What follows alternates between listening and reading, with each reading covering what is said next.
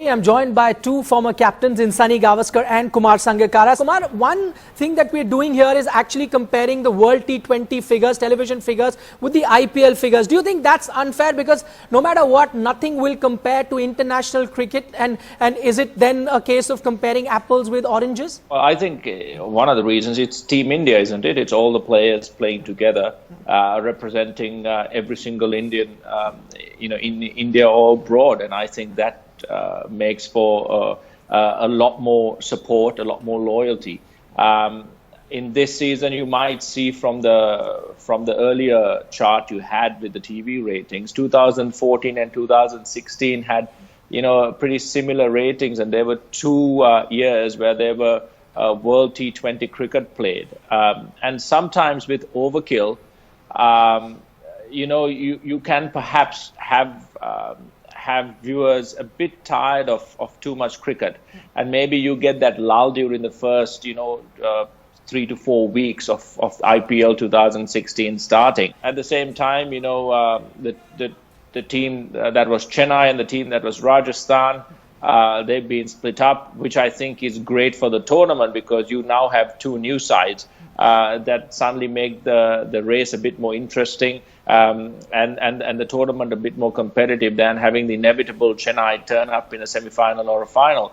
But from a fan loyalty point of view, I think that might not have been the greatest thing, but it was necessary, and it was done with the larger interest of the IPL at heart. See, one other thing is, of course, in my view, the sponsors agreements, of course, and the TV network agreements dictate that there has to be a certain number of matches played during the IPL season. But I personally think, unfortunately, that is a bit too long. Maybe a slightly more, a shorter version of this, maybe a week and a half to 2 weeks shorter, might also see more exciting matches and people tuning into a more kind of a frenetic race to those top four teams.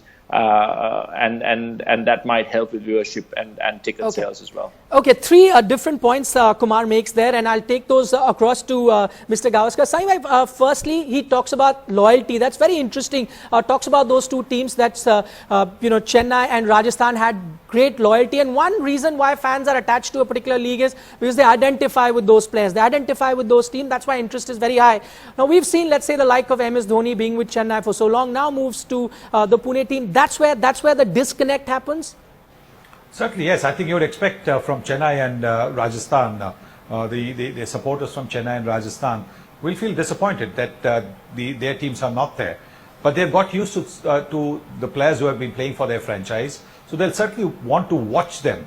And while they'll be disappointed that they're not wearing the Rajasthan colours or the Chennai colours, they will want those players who have worn those colours with pride in the earlier 8 seasons to do well. So there will be that following which will be there. And of course, the new franchises, Rajkot has got a tremendous following. Rajkot has got full houses. Every single match that they've played over there, Gujarat Lions have got full houses. And the Pune team also, Pune has got full houses for the matches that they've played. So the new teams, they've got their supporters, they've got their followers.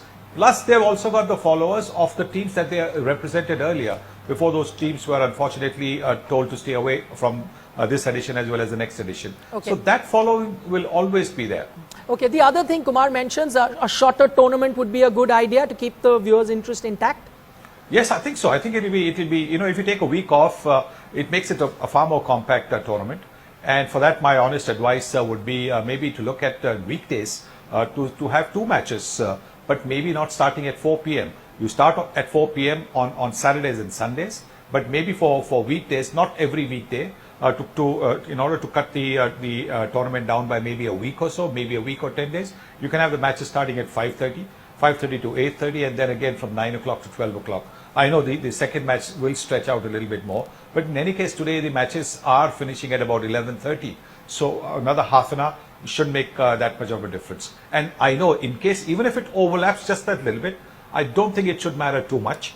But if you have these things, so at 5:30 as well, you'll get viewership, because there'll be a lot of people coming in from work on a weekday. You will have people coming into the ground because they'll be able to go and see a major part of the match, 90% of the match. So maybe that's something that they should look at.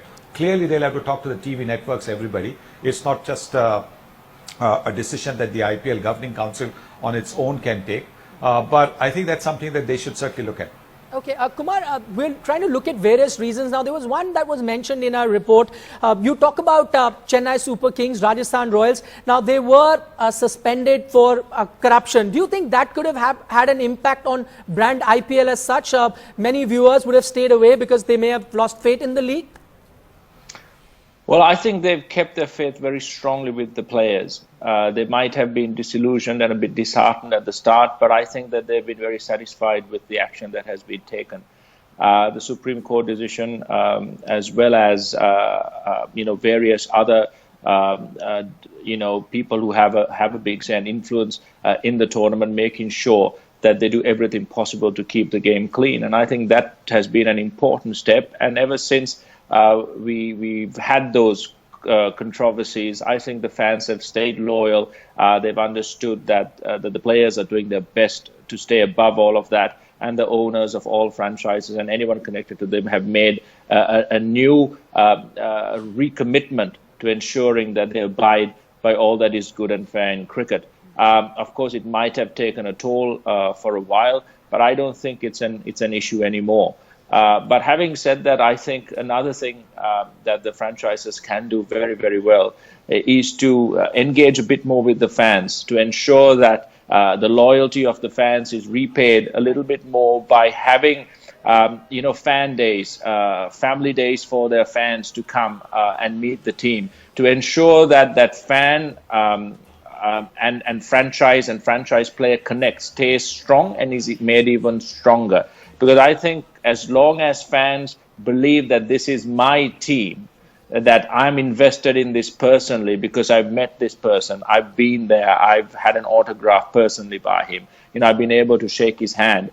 All of that goes a long way in keeping loyalty, but also building up a bigger fan base. And I think IPL has been fantastic for bringing in new fans, for bringing in the housewife, a new cross section of children who seem to be taken up with mobile phones, laptops, whatever these days. They've attracted them a lot more to this game, and I think that has to be safeguarded and made stronger. Okay, finally, before I sum up, Sanjay, to you, and this was the point that Kumar made earlier as well. Now we're looking at various reasons how it can be improved. Now, we saw a particular trend there. Every time we've seen a World T20 and the IPL follows it, the numbers have dipped. Viewers fatigue, do you think that could be a main reason? And is there something that can be looked at? In 2012, when the World T20 happened in Sri Lanka, there wasn't too much fatigue because that time the World T20 was after the IPL. This time, and the two occasions that we're talking about, the World T20s happened right before the IPL, and that's why the numbers have come down. Is this something that can be looked at by the IPL organizers as well as the ICC in future World T20 tournaments? Yes, I think so. I think there could be. You could be absolutely right, because if it finishes just a week before the IPL starts, the enthusiasm is already there. Sometimes you can have too much of it. And if, for example, your team hasn't done well, like India, didn't qualify for the finals, there's a sense of disappointment that can linger on a little bit, and therefore, for the first few maybe days or maybe a week or so, you won't get that many Indians coming in and even watching the IPL. So that could well happen. So yes, I think that needs to be done. But then at the end of the day, all the ICC events are planned in such a way, taking into account the fact that where the Indian TV viewer is going to get to see or not. Just like the Olympics, everything is planned according to what the USA viewer is going to get to see. So I think that is something that the ICC will have to look at along with the BCCI, so that BCCI's revenues don't get affected. BCCI's IPL revenues don't get affected because of having an ICC event very, very close to the IPL.